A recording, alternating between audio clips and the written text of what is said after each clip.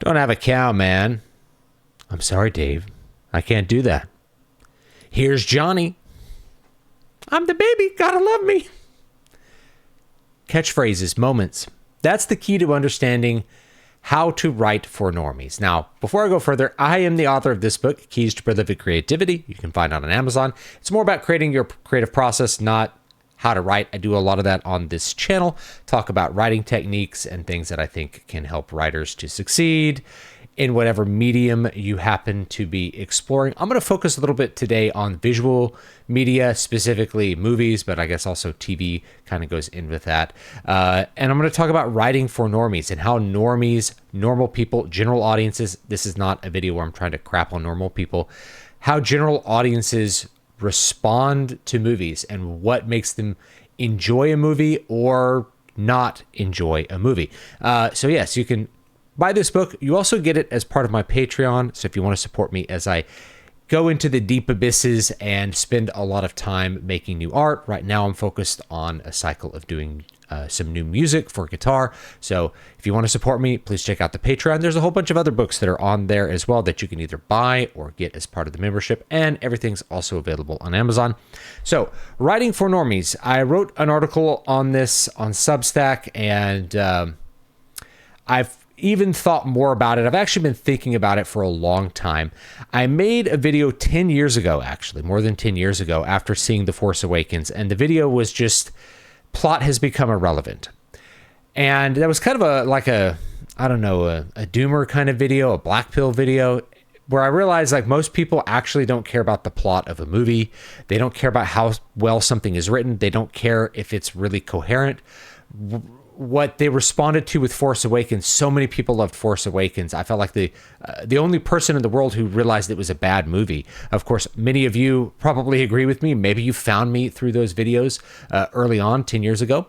But I realized that people don't really care about that stuff. What they care about are the moments. That is what normal people respond to with movies. They are passive. They are responsive when it comes to a movie. They're not actively thinking about it while it's going on.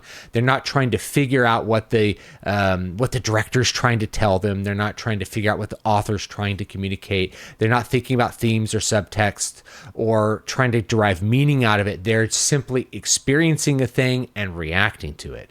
Now, I'm not trying to like crap on normies here, but this is the normal way that people experience most entertainment. And I think this is especially true of movies, much less so of books, because when you're reading a book, it's a much more active experience. Same thing with games. When you're playing a game, it's a more active experience. But specifically when you're watching movies or television, it's a passive experience. You're sitting in the seat and the movie is sort of hitting you.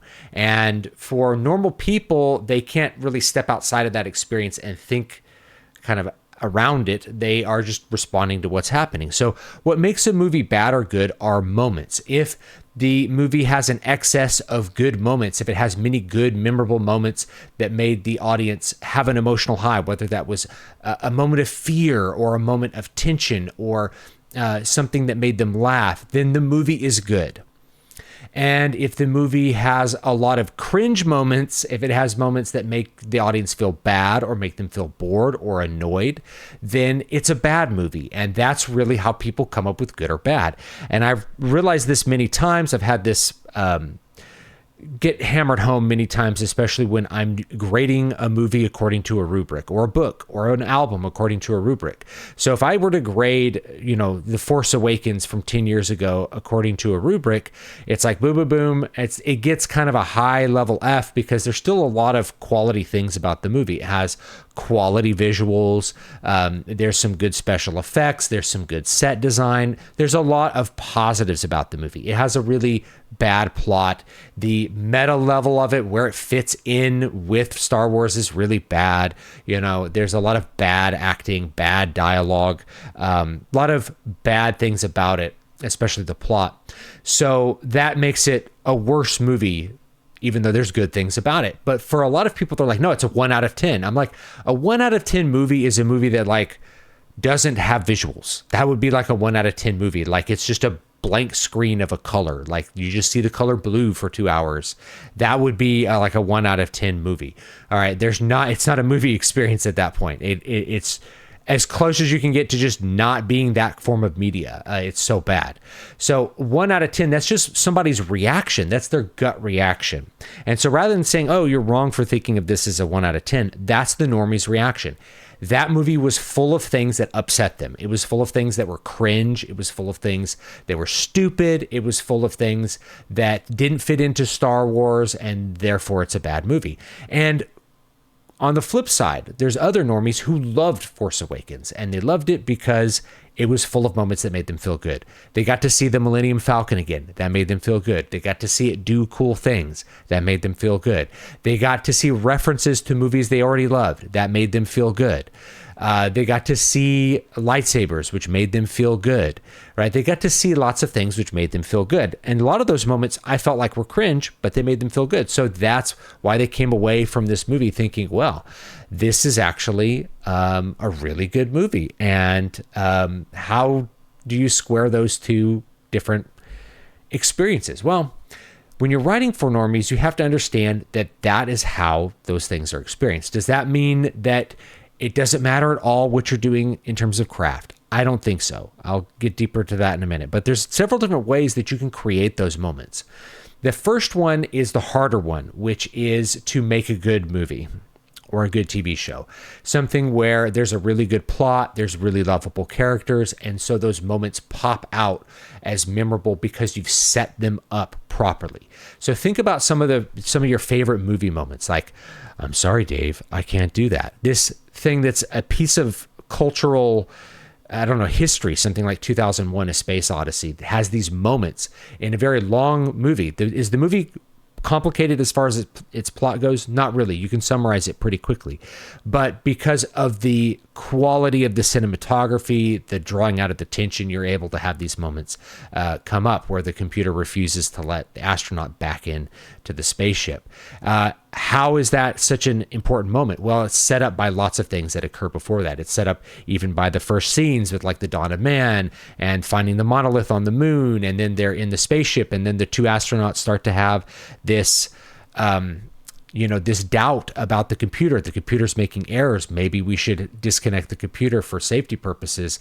And so when the computer finally has this moment of, I'm not going to do that, I'm going to kill you, then it's this big, weighty moment that ends up becoming a cultural landmark. It can be referenced. It's referenced in so many things, not just science fiction, but just cartoons. Like it's in Futurama. It's in The Simpsons. It's in everything. Everything is referencing 2001 because of that moment, and they're referencing that moment. And then there's other moments in the movie that they might reference too. But you have to think about those, right? That all of these references that we have are to these moments that have been established through really good filmmaking or really good story writing with books, whatever have you. So that's the other way that you can get those moments to get people to feel good. And that is basically to give them what they've already experienced before.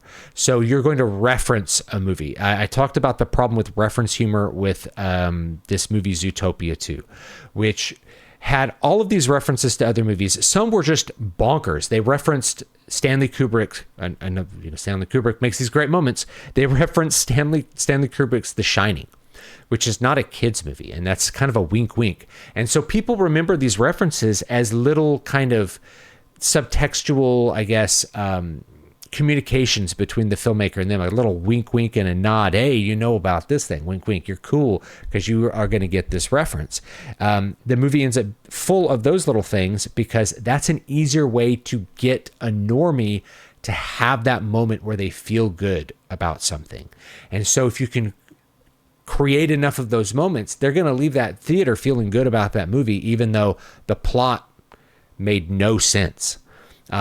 And that's going to be true of a lot of blockbuster movies. The plot doesn't have to be good. If you can get those moments, that's what counts. And so for a comedy, what are you going to lean on? Are you going to lean on setting up really big, hilarious moments? Or are you just going to reference things that people already know?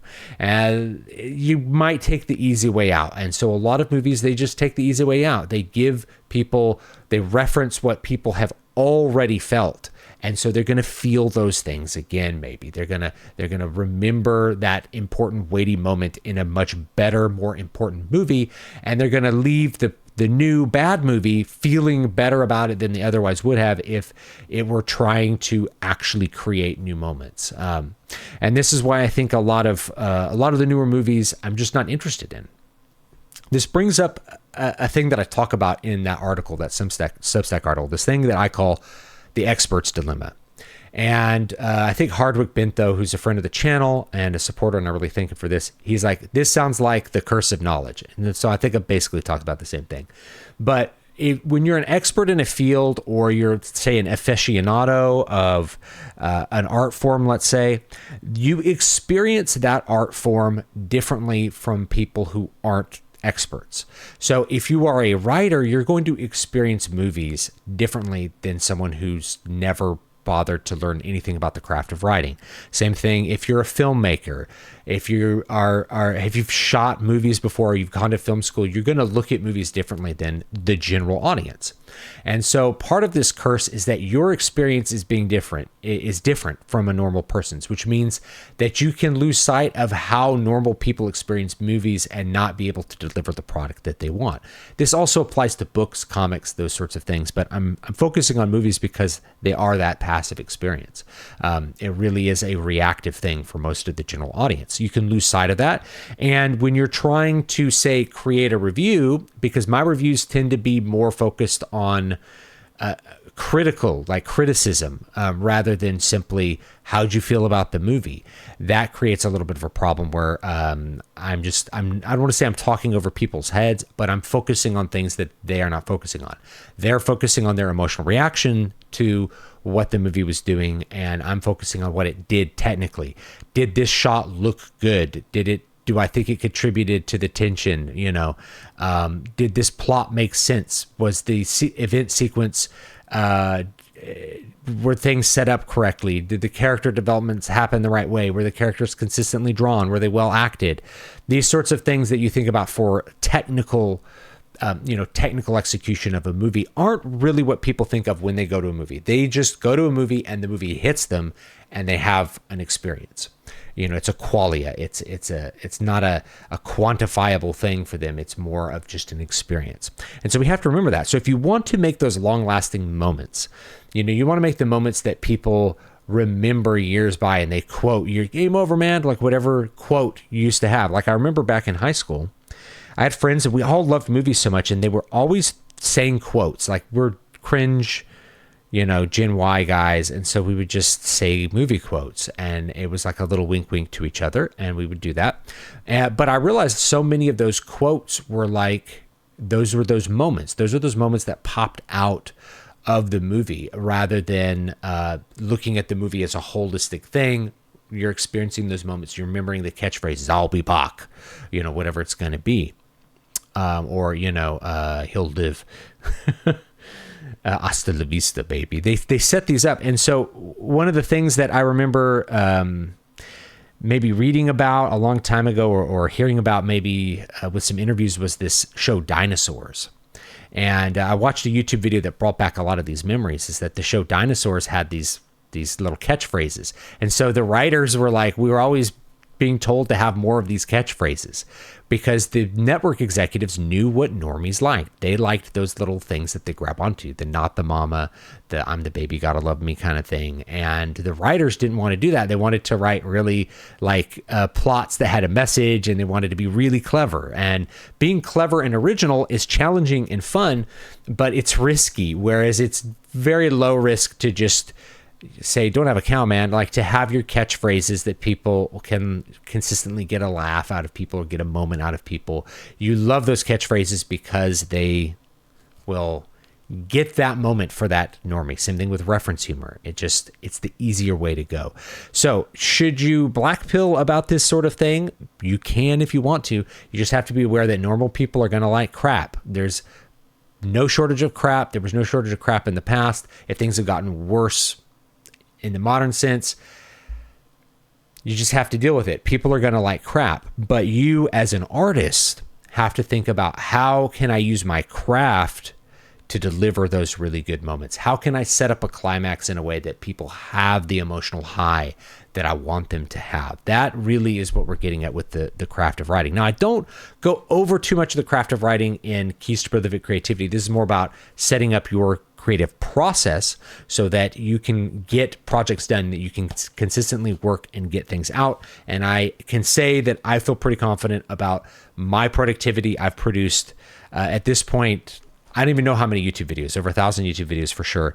I've published more books than I can count at this point. I usually come out with like an album every year. I'm putting out music all the time. So I do a lot of things, and it's because of my consistent work ethic and my ability to encapsulate the art in a way that it can become a product for people to buy, that I'm able to finish those projects. I go over that in the book, so please check it out on Patreon or on Amazon. But for studying the craft of writing or filmmaking or whatever it's going to be, you have to think that what you're driving towards are those big climactic moments. You have to set up the climax correctly. And if you do that well, then you have the opportunity to create a moment and an emotional high for the viewer or for the audience that is more than just a wink, wink piece of reference humor, but something that is new and lasting, something that they really remember because of the implication, something that really sticks around with them for a long time, that they can remember as a real piece of humor or a piece of drama, rather than just relying on something that's already built there. The other problem with relying on something that's already built there is that as pop culture kind of fragments into all these little different shards, you can't realistically rely on everybody having already had that touchstone cultural experience. Many people are going to be missing those going forward. So anyway, just some things to think about with that.